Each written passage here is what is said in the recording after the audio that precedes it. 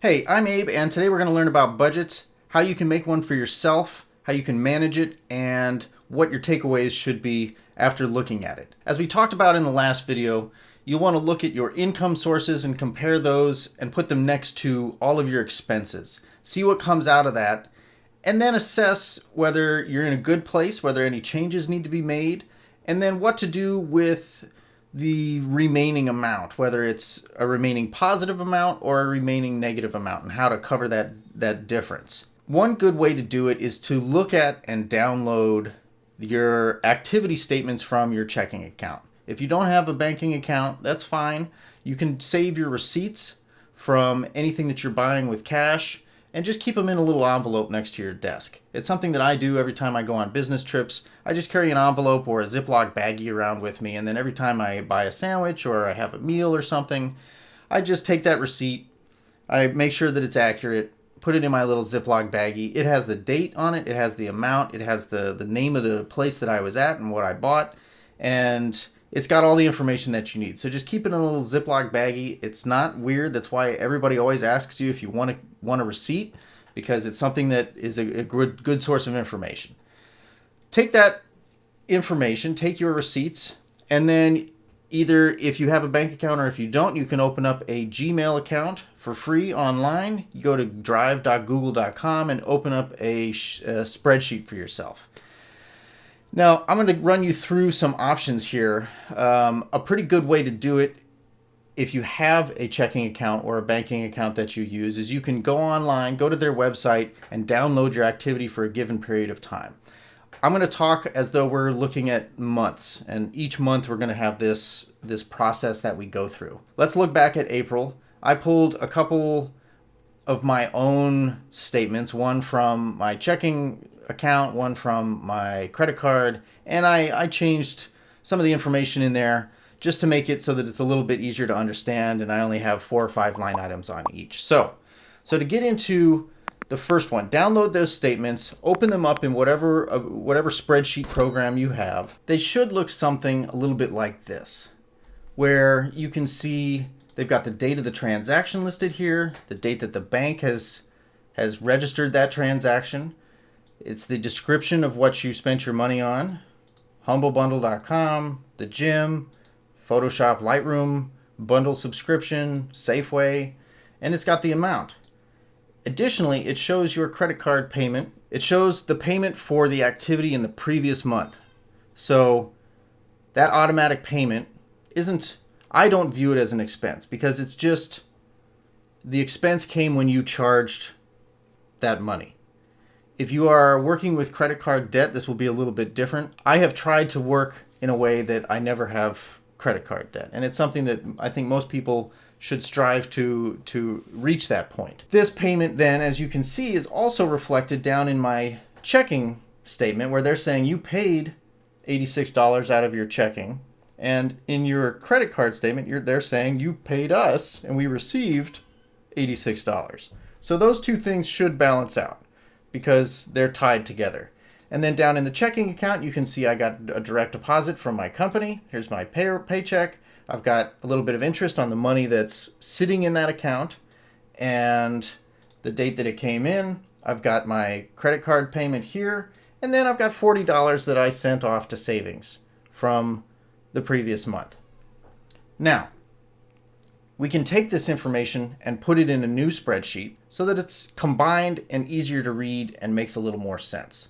Now looking here, you can see that I've just copied and pasted, changed a little bit of the formatting so that negative things are red, but I've just taken the credit card information here on the top, I've got the checking information here on the bottom, and I'm just putting all of the same receipt information there. I've got the date of the transaction so I know what it was, I've got the source, which would be, like in this case, the Visa credit card, I've got the description of the charge so that I know what I'm looking at. I've even, saved whether it was shopping and sale. Like this stuff, I don't find that useful, but you can carry it over and just keep it on the side if you want to. And then I've got my checking account information here on the left. I've got the positive impact from my income. I've got the negative impact from my credit card bill, as well as going to my savings account, which isn't shown here. And then at the end of it, I've just added it all up. And I can see then that I have $149 at the end of the month that's positive, that's in the black, that I can decide what to do with.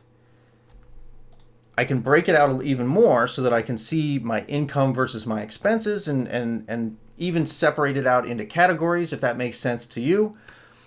I usually do that. So I would label this, say, as food.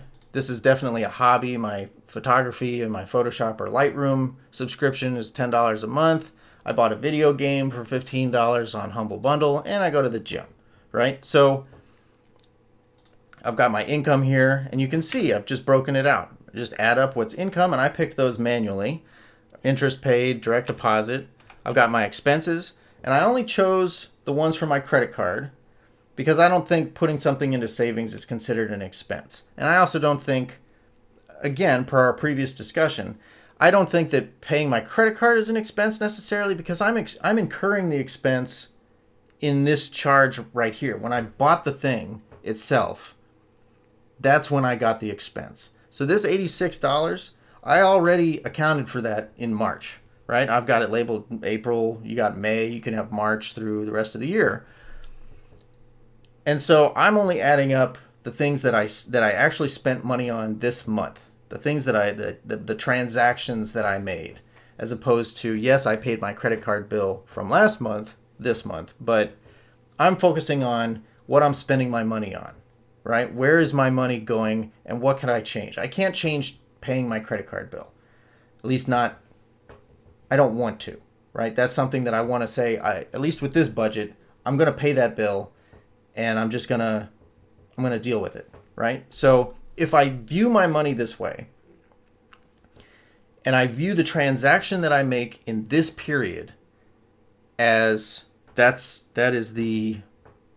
gospel, right? I made these transactions in this period. I made this money in this period.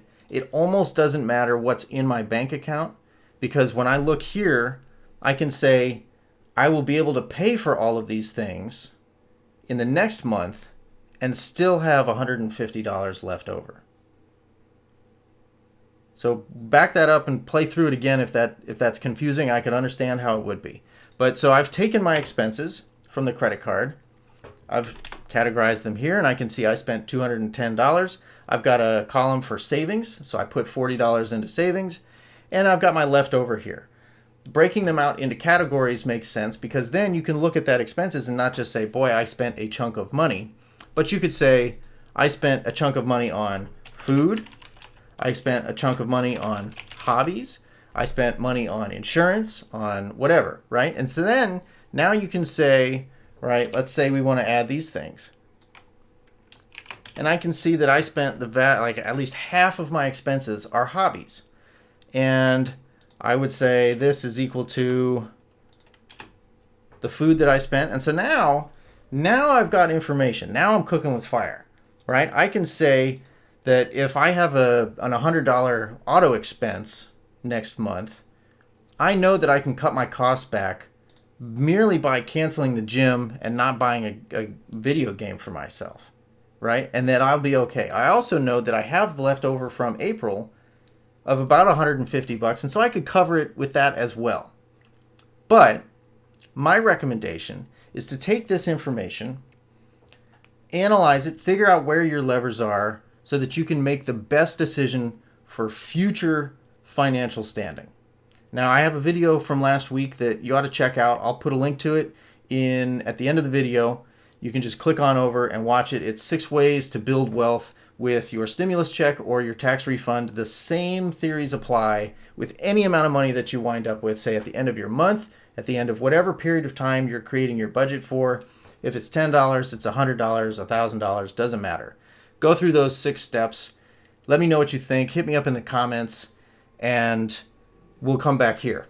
So this is the spreadsheet method. This is the way that I manage my money. I do it manually, and I also use personal capital, which we talked about in the last video as well. And so I'm going to show you a little bit of what that looks like as a website to manage your budgets and as a way to see visually where your money's going, how much you've got at any point in time, And it's a little bit different than the way I was just breaking it out.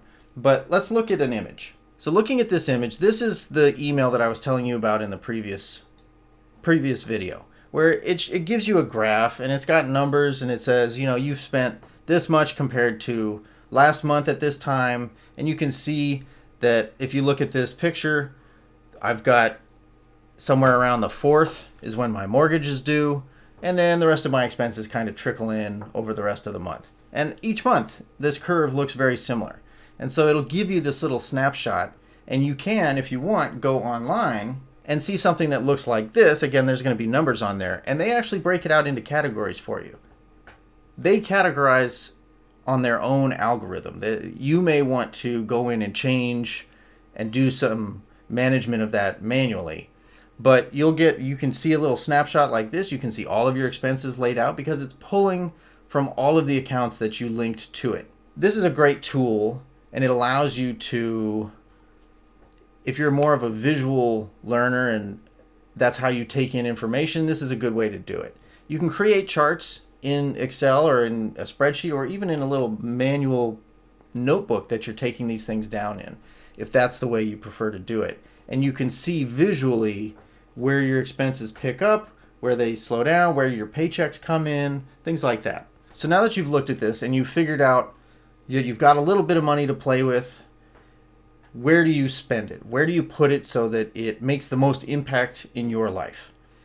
There was a video last week on what to do with a stimulus check or a tax refund. I highly recommend that you watch it. It will be at the end in one of the little end screens there. You can click through or you can go to the channel and find it that way. I'll link to it one way or the other. And there are 6 ways that it breaks down that if you have a little bit of money, either on a monthly basis or in a large chunk, maybe on a yearly basis because you get your tax refund, ways to take that money and build a future for yourself financially. And some of the options, or at the very least one of them, is charity, right? Giving back to your community. That's a way of building wealth within your community as opposed to just for you personally or your family. And that's a totally valid option. So go check out that video. See if you have $150 at the end of the month, what the best ways are to take really positive steps toward improving your future financial life. After you've done that, or maybe even before you hit the jump, hit me up in the comments with what questions you have about this, about all of the budgets and everything we just talked about what to do with your money, about what levers you can maybe control and how to make those decisions. And let me know what you want to see moving forward. I'm going to be picking topics that I think are probably important to you, but you're the best judge of what you want to learn next. So let me know. I appreciate you being here, and I will see you in the next video.